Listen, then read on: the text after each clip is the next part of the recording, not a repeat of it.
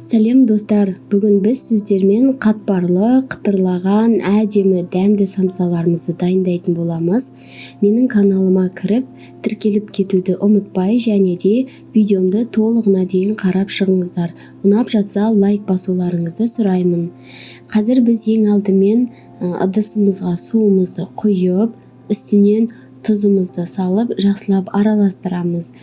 Тұзымызды ерітіп болғаннан соң үстінен 2 жұмыртқамызды жарып қосамыз.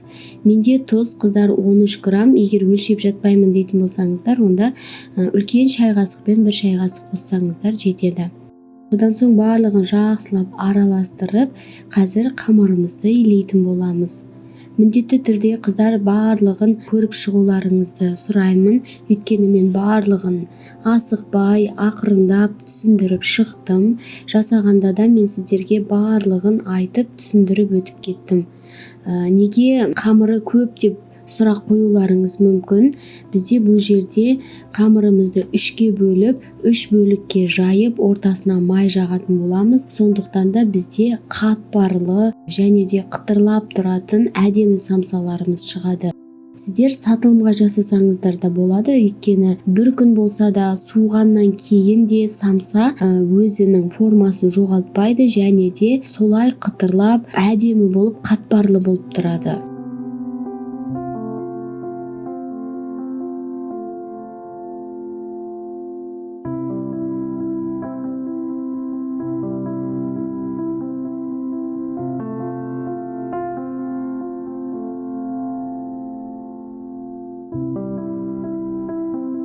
Мінекей қыздар, біздің осындай тығыз, қатты емес және де қатты жұмсақ емес, орташа деңгейдегі қамырымыз дайын болды.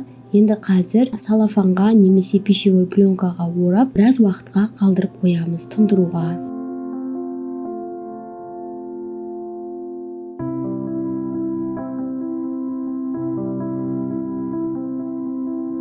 Енді осы тұнып тұрған қамырымызды алып, 3 бірдей бөлікке бөліп, тағы да 5 минутқа қоямыз.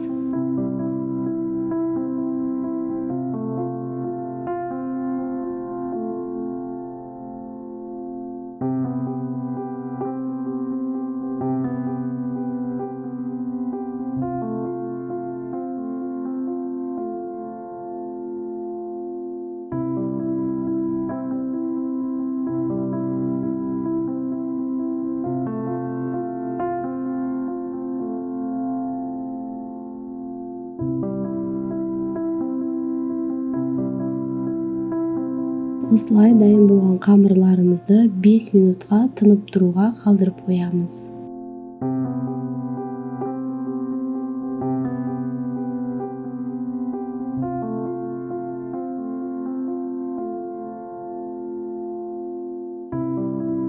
Содан соң қыздар, біз қамырымызды жаятын кезінде құр ұнмен себелемейміз. Осы ұнымызға біз қазір жүгері крахмалын қосамыз. Міндетті түрде жүгері крахмалы болу керек. Егер де сіздерде жүгері крахмалы дәл сол кезде қолдарыңызда болмай тұрса, онда қоспай ұнмен ғана жайсаңыздар болады қыздар. 4 қасық ұнға 2 қасық жүгері крахмалын қосамыз. Содан соң осылай қамырларымызды біртіндеп жая бастаймыз.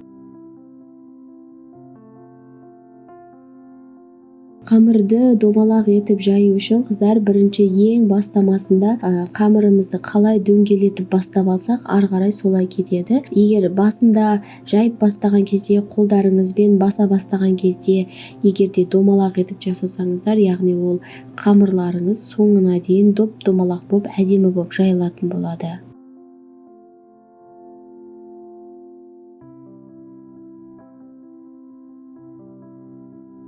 Қатты жұмсақ етіп жібермеңіздер, еттің қамыры сияқты қылып орташа болса болды.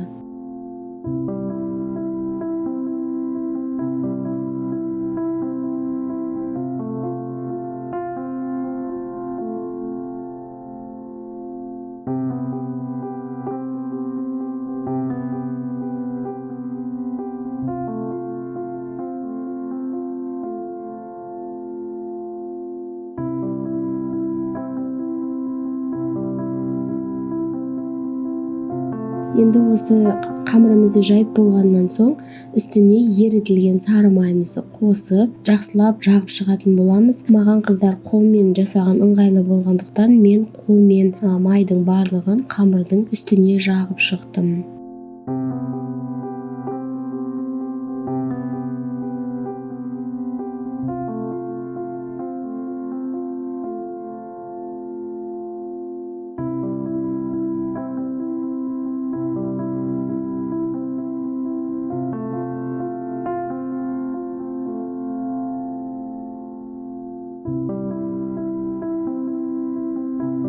Осылай қамырымызды жағып болғаннан кейін, қамырымыздың үстіне майымызды жағып болғаннан соң, екінші қамырымызды бір дестен қоймай 3-4 минутқа майы кепкенге дейін қалдыра тұрасыздар, және де екіншісін майы қатқаннан кейін бірақ төсейсіздер. Содан соң екінші қамырымызды үстіне қойғаннан кейін ішіндегі ауаларын шығарып жіберіп ортасындағы тағы да үстінен майымызды қосып шығамыз. Осылай дәл осы барлық 3 қамырымызды да жайып ортасына майларын жағып, содан соң ауа қалдырмастан осылай етіп орап шығатын боламыз. Орап шыққан кезде қыздар ортасында ауа қалып кетпесін, тығыз етіп орап шығыңыздар.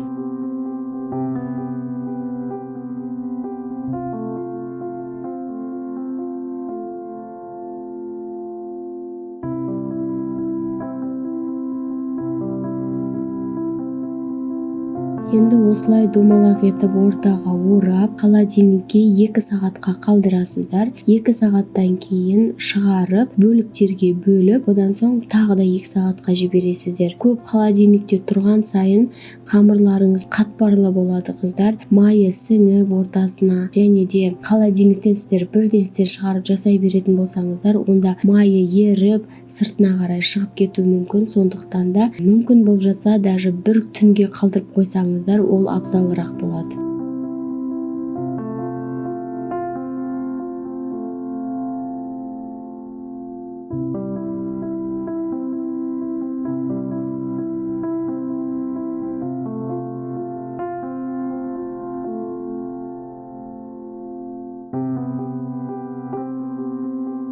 Мінекей қыздар, менде қамыр бір түн тұрды. Енді қазір бөліктерге бөліп, тағы да 2 сағатқа немесе 3-4 сағатқа холодильникке салып қойсаңыздар болады.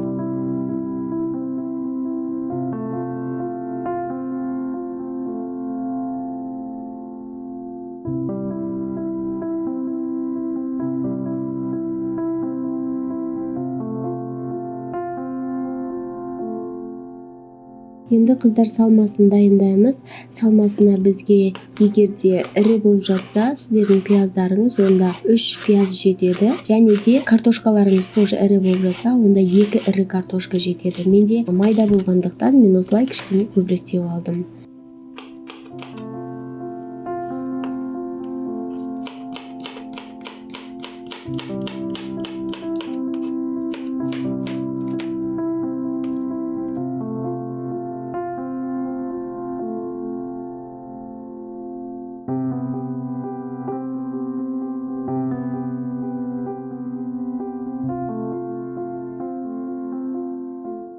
Мінекей қыздар, барлығын жақсылап дайындап турап алдық. Енді қазір қалған үстіне ингредиенттерімізді салатын боламыз. Келесі бізде салатынымыз ол ет. Менде қолдан туралған ет, қойдың еті. Сіздер фарш қоссаңыздар да болады. Мен осылай мантыға, орамаға, барлық етпен жасалынатын тамақтарға, яғни фаршпен жасалынатын тамақтарға осылай қолдан турап саламын. Солай дәмдірек. Содан соң мен ылғи да осылай жасаймын. Және де үстінен үйдегі барлық бұрыштарыңызды, жаңағы приправаларыңызды, қолдарыңызда қандай приправа бар, дәмдеуіштердің қай түрі бар, соның кез келген түрін қоса бересіздер. Және де менде мұнда қазір жылқының майы мен кәдімгі сұйық май екеуін араластырып қосатын боламын. Дәмді болады қыздар. Құр жылқының майын қосатын болсаңыздар, онда самсаларыңыз тоңып қалуы мүмкін. Егерде сұйық маймен араластырып жіберсеңіздер, онда қатпай дәмді болып шығады.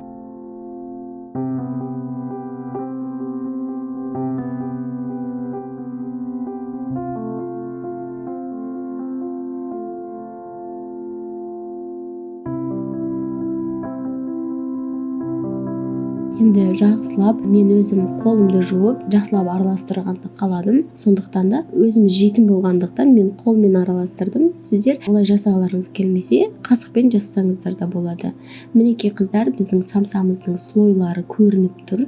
Енді осының барлығын кешегіден қалған кукуруз крахмалы мен ұнды араластырған смесімізді алып, осылардың барлығын қазір оқтаумен жайып шығамыз. Шетінен бастап жаятын боламыз. Ортасына қарай қатты бірдестен жайып жібермеңіздер, өйткені слойлары жоқ болып кетуі мүмкін. Сондықтан да осылай шетінен ақырындап бастап, ортасынан ақырындап қана басып, жұқа етпей самсамыздың қамырын жайып аламыз.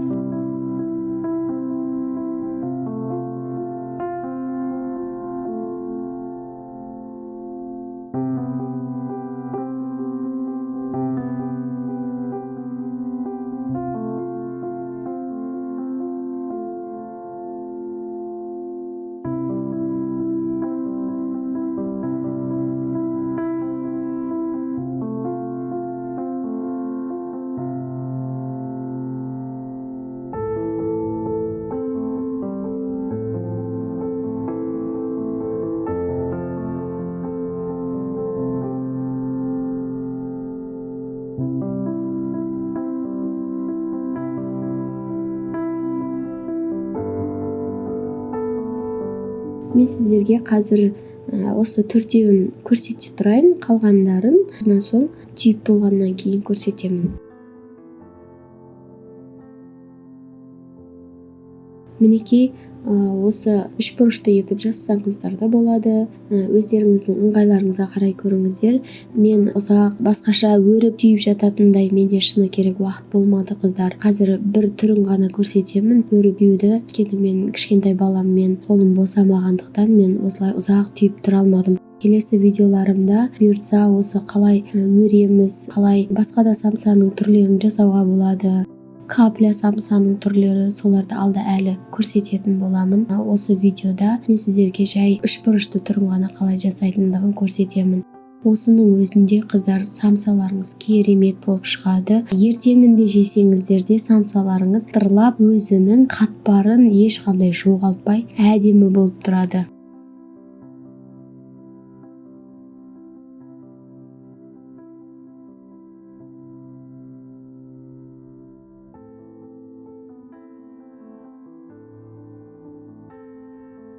Мінекей қыздар, ең алдымен осылай ұшынан түйіп алып, содан ары қарай кезекпе кезек екі шетінен ортаға қарай түйе бастаймыз. Сонда біздің өрілген самсаларымыз шығады. Мінекей мен сіздерге осылай бір түрін көрсетіп өтейін.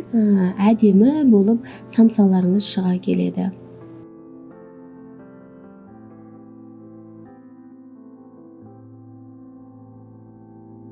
Міне қыздар, мен самсалардың жартысын жасадым. Енді қазір үстіне бір жұмыртқамыздың сарысы мен кішкене сүтті қосып, екеуін араластырып, беттеріне жағып шығатын боламыз.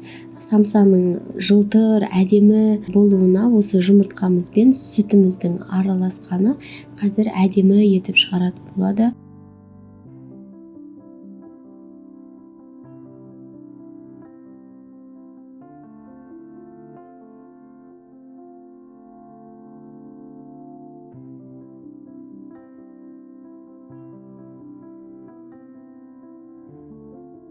Бетіне кез келген күнжут барлығын себе берсеңіздер болады.